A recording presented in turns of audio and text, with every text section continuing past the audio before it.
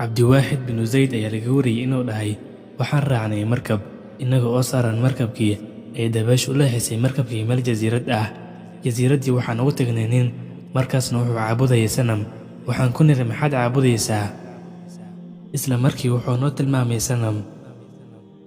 Waxaan ku niri, dadyow sidan camal ah ayaa nala saaran markabka, kanna ma ahan ilaah la caabudo. Wuxuu yidhi, waa maxaa caabudaan adinka? Waxaan ku niri, Allah. Wuxuu yidhi, waa kuma Allah? Waxaan ku niri, Allah samada ayuu jiraa, dhulkana isagaa xukuma, nolosha iyo geeridana isagaa qadaray.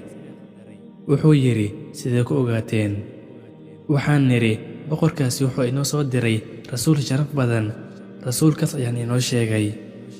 Wuxuu yidhi, oo muxuu sameeyey rasuulkaas? Waxaan ku niri, dacwada faafinteeda ayuu gutay, alle ayaan oofsaday. Wuxuu yidhi, wax calaamad ah ma idin reebay? Waxaan niri, haa, kitaabka boqorka ayuu noga tegay. Wuxuu yidhi, itusa kitaabka boqorka. Kadib waxaa u keenay kitaabka Qur'aanka. Wuxuu yidhi, ma aqaano kan. Kadib waxaan ku akhrinay suurad Qur'aan ah, annaguna akhrinta ayaan ku jirnay, isaguna ooyin ayuu watay.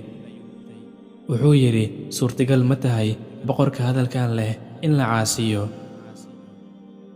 Kadibna wuu islaamay. Waxaan barnay qaar ka mid ah cilmiga iyo Qur'aanka. Habeen mugdi ah ayaan tukanay cishaha, kadib firaashkan ayaan diyaarsanay. Ninkii ayaa dhahay, ragow, rabbigaad i barteen habeenkii ma seexdaa? Waxaan ku niri, maya, isagu waa boqor weyn, mana seexdo. Wuxuu yidhi, addoommo lagu khasaaray adinka ah, waad seexanaysaan, boqorkiinnuna ma seexanayo. Hadalkaasna waan la yaabnay.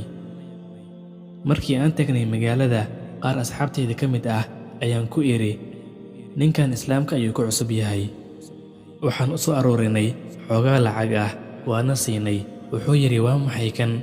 Waxaan ku niri, isticmaal. Wuxuu yidhi, laa ilaaha ila allah. Waxaa i tusteen waddo aydan adinka qaadin. Anigoo meel jasiirad ah sanam ku caabudayo ayuu dayici waayey, ma wuxuu i dayacayaa anigoo isaga bartay. Markii ay geerida u soo dhowaatay ayaan u tagay isagoo sakaraad ah. Waxaan ku idhi, ma jiraan waxa ku qabto?